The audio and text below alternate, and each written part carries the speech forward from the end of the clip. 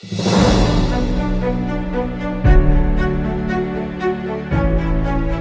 Hittite Empire. History of the Hittite Empire. Great civilization was created by the Hittites in ancient Asia Minor. They did not live in a wide river valley, in contrast to modern Middle Eastern populations in Mesopotamia or Egypt. Therefore, they were not able to base their civilization on a huge, highly productive irrigation agriculture. Their ability to create their own civilization was made possible by the cultural influences that arrived from Mesopotamia and Egypt via Syria.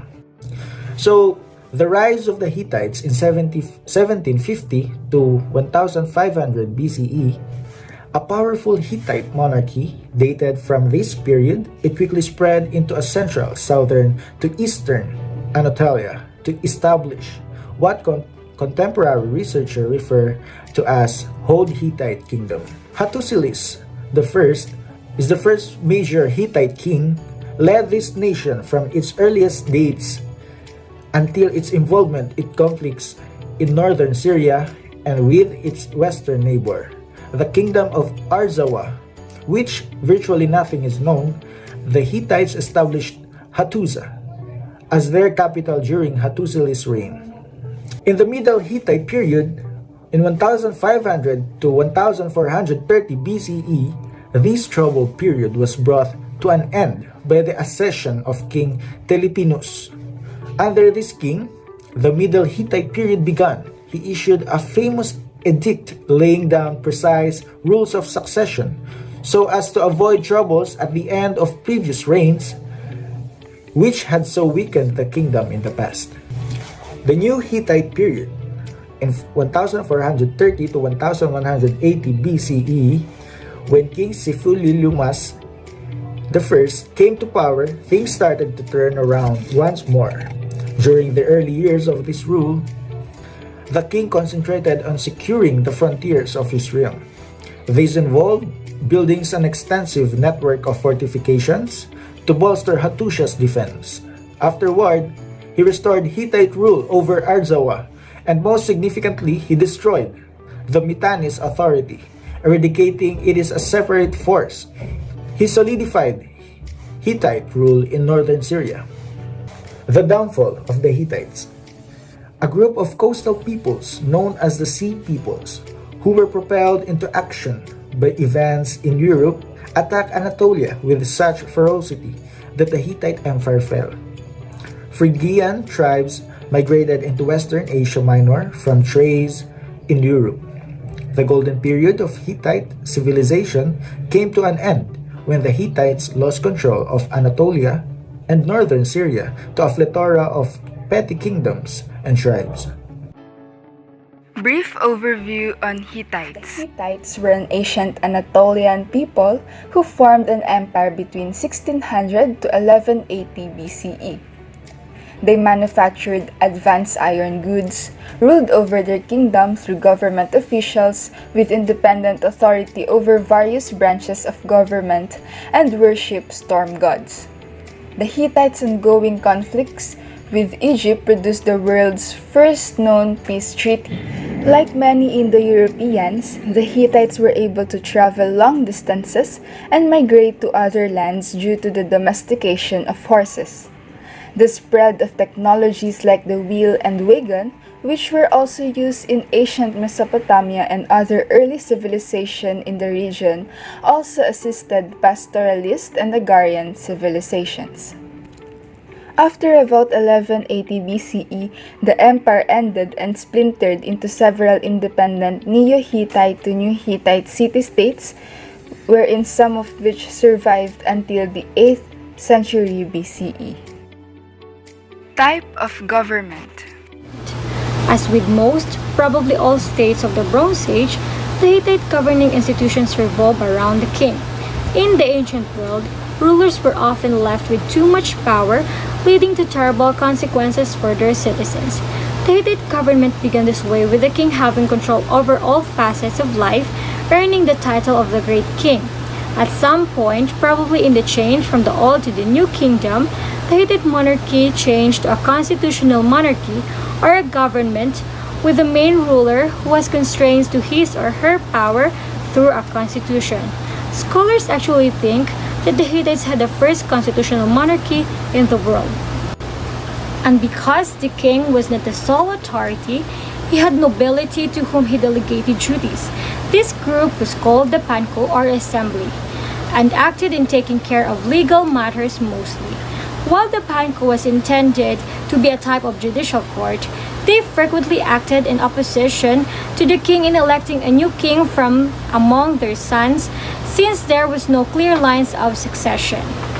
This led to a major problem with violence and the history of regicide, until finally, in the 15th century to early 16th centuries BCE, King Teleponus created an edict to give rules for who would inherit the throne when the previous king died.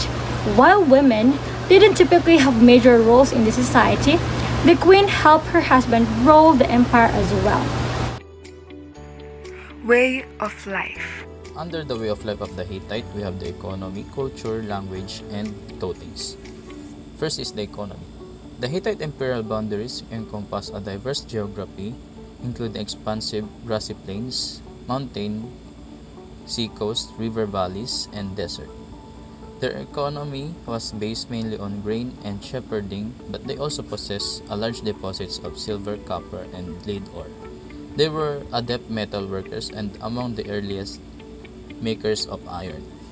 In their culture, the amount of Hittite culture that has been discovered so far pales in comparison to that of their contemporaries in Babylon and Egypt. Only a few bronze and stone statuettes, silk impressions, and rock carvings remain as a testament of their artistic ability. One enduring symbol from their artwork is the double-headed eagle, a design that was passed down and adopted by many other cultures throughout the ages, from Byzantium to Imperial Russia. The Hittites used cuneiform for writing as well as Luwian hieroglyphs. Language. The Hittite language and culture brings to light some of the foundations of our modern Western civilization. Hittite is the oldest Indo-European language known, older than Greek, Latin, or Sanskrit. There is two type of languages in Hittite. First is the Anatolian language. Although Hittite is the best known of the Indo-European languages, several others were in use, spoken in various regions of Anatolia. The best known among these is Luwian, the other Anatolian language, and there are other Anatolian languages, the Lycian, Milian, Carian, Pisidian, Phalaic, and Lydian are poorly attested. But non-Indo-European Haitian and Indo-European Hittite remain spoken languages of Central Anatolia. Hittite itself may have originally been a prestige language spoken by the ruling class. In ultimately, it appears to have become a formal language of administration and law. It is now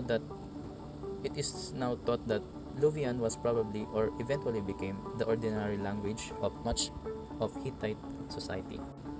Next is the Hittite language.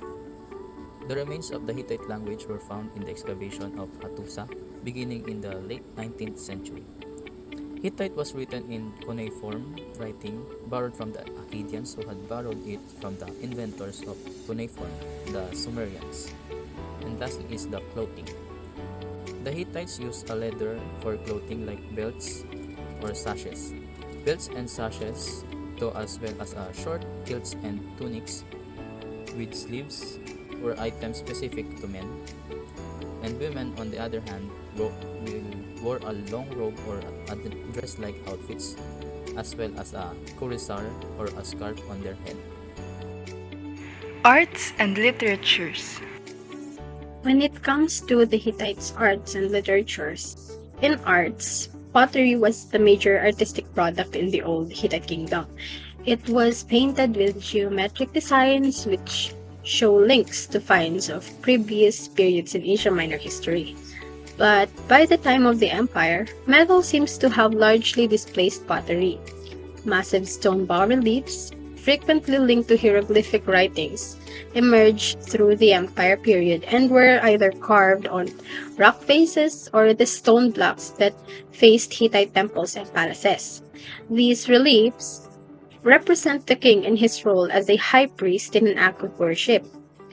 Possibly the finest of all Hittite bas-reliefs is the great figure of a warrior carved on one of the gateways of the capital. When it comes to literature, the Hittite literature is mainly composed of myths, annals, royal decrees, charters, deeds, and curses. But in the Hittite kingdom, there were only a small number of myths, as these were of no great literary merit. An example would be a series of myths concerning a god who goes missing, and as a result, the earth suffers through some natural disaster due to his or her protective care being withdrawn, until he or she was found again. In addition to these, there were also translations of Mesopotamian myths, such as the Gilgamesh story, and native stories exhibit similarities to both Mesopotamian and Greek myths. Their aim is to persuade listeners to a certain point of view. They are written in a vigorous style which is marked contrast to that of contemporary nations. They read like transcriptions of speeches with real emotions in them. One contains an explanation for why the king is setting aside one crown prince for another, and another king sets out new rules of inheritance of the throne. This reflects the fact that in Hittite political life, at least in its early periods, kings could not simply command their subjects, but they had to rally his nobles and the rest of the community to his will. Religion, traditions, or beliefs. Hittite religion was polytheistic.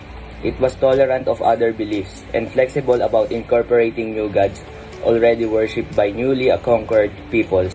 The religion of the Hittites is only incompletely known, though it can be characterized as a tolerant polytheism that included not only indigenous Anatolian deities but also Syrian and Hurrian divinities. Storm gods were prominent in the Hittite pantheon, the set of all the gods in a polytheistic religion. Tarhunt was referred to as the Conqueror, the King of Cumia, King of Heaven, and Lord of the land of Hatti.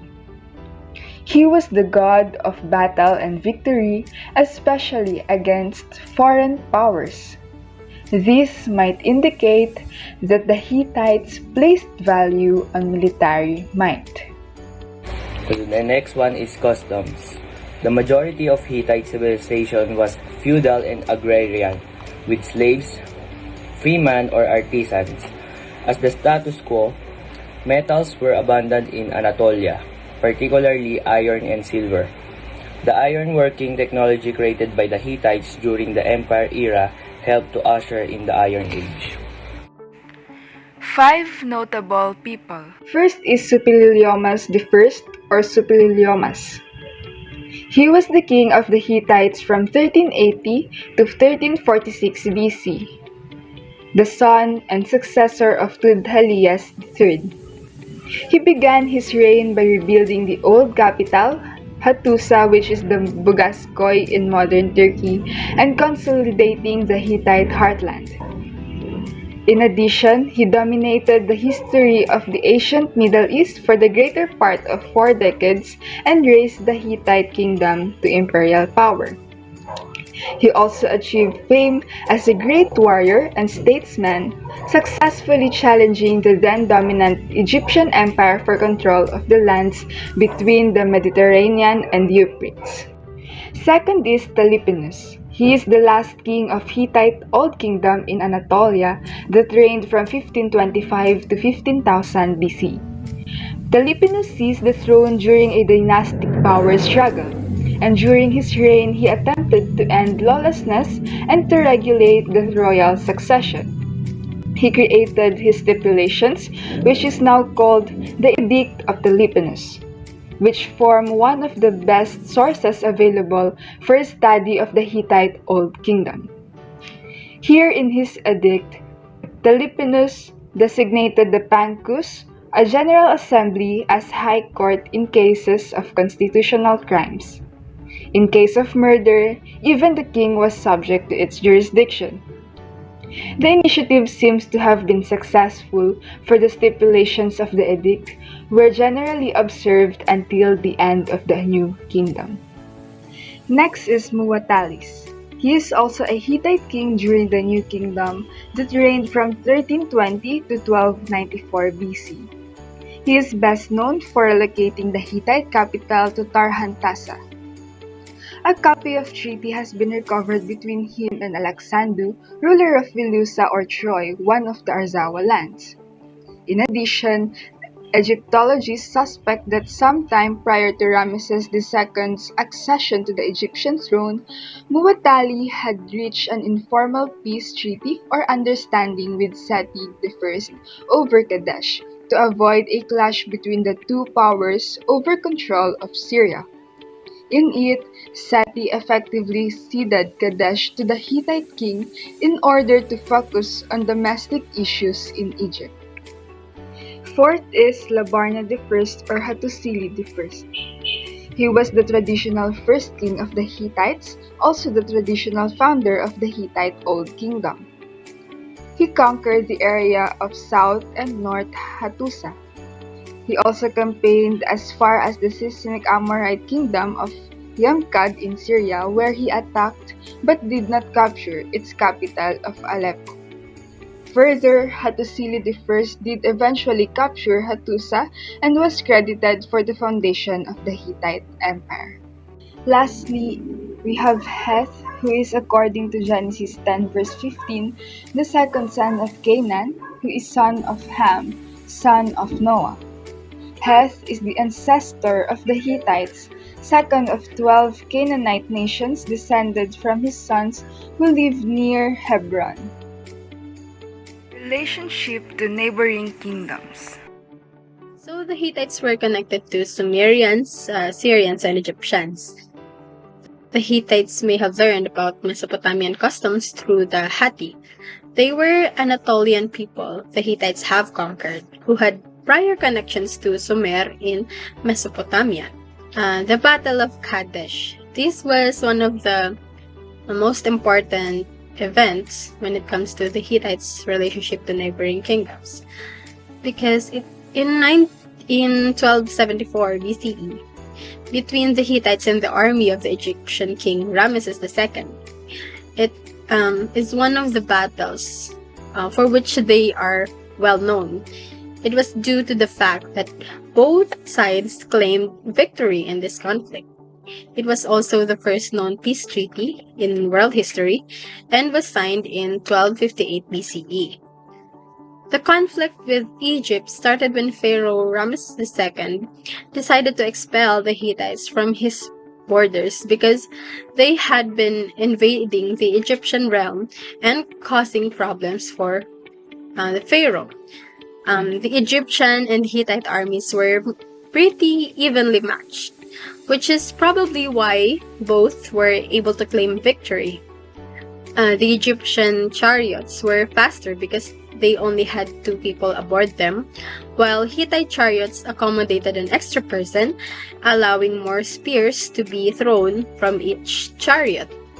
The combination of chariots and iron tools, which were stronger than bronze ones, meant that the Egyptian and Hittite military technology was some of the most sophisticated of its time. Both civilizations boasted strong state power and the ability to send troops to war in order to fight for control over their empires. Ramesses claimed a great victory for Egypt because he had defeated his army in battle. Muwatalli also claimed victory because he didn't lose Kadesh. The Treaty of Kadesh, it was the first peace treaty. It was an important document because it showed the ability of large civilizations to determine whether or not they were at war with each other. Science and technology. Although their civilization thrived during the Bronze Age, starting around 3000 BCE, the Hittites were pioneers of the Iron Age and began manufacturing iron artifacts around 1400 BCE. This is significant because the Hittites' use of iron and steel created tools and weapons that were more efficient than those made of bronze. A couple of theories exist about how the Hittites developed this technology. Some scholars believe that the Hittites had been experimenting with metalworking for years, eventually leading them to discover a smelting process that would melt iron, which melts at a higher temperature than other metals like copper or tin. It's also possible that the Hittites learned some of this technology from peoples in the Zagros mountain in western Iran. In addition, the Hittites' trading partners in Assyria and parts of Egyptian Empire had a high demand for iron products. Contribution and influence to modern science and technology. When it comes to contribution, the Hittites were the first one to make a chariots for land transportation. The Hittite military made a successful use of chariots. Although their civilization thrived during the Bronze Age, the Hittites were the forerunners of the Iron Age and were manufacturing iron artifacts from as early as the 14th century BCE. Correspondence with rulers from other empires reveal a foreign demand for iron goods. They build a weapon and armor and also chariots made out of iron. And also if you are looking for what influence did the Hittites made is to use different kinds of metals to produce science and technologies.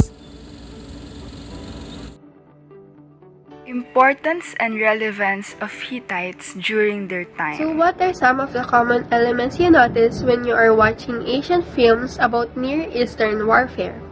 You have probably noticed or at least remember seeing that majority of the soldiers are carrying iron weapons or riding chariots into battle.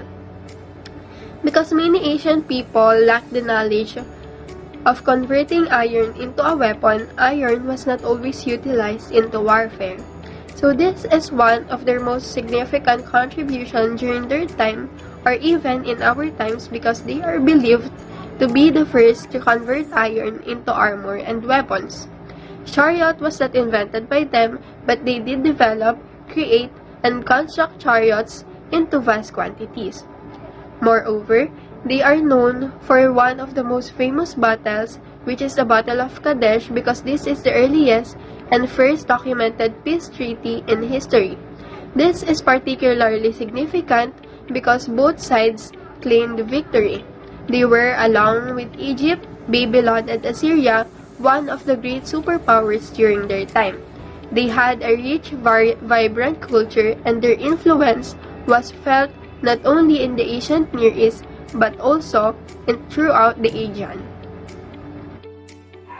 Importance and relevance of Hittites in the modern So time. the Hittites were mostly forgotten until the late 19th century despite being mentioned numerous times in biblical books. So they are most likely to be encountered by us through their artistic creations and the archaeological artifacts they left behind. Many of the significant Hittite cities in contemporary Turkey have undergone evacuation. In addition, the UNESCO has designated Hattusa, the capital of Hittites, as a World Heritage Site. The Museum of Anatolian Civilization in Ankara, Turkey, is home to the biggest collection of the Hittite antiques in the entire world. Many contemporary Turkish institutions, including the government-owned Etibank, or which is known as the Hittite Bank, have names derived from the Hittites. So the legacy of the once powerful Hittites can still be felt today, centuries after they vanished into history.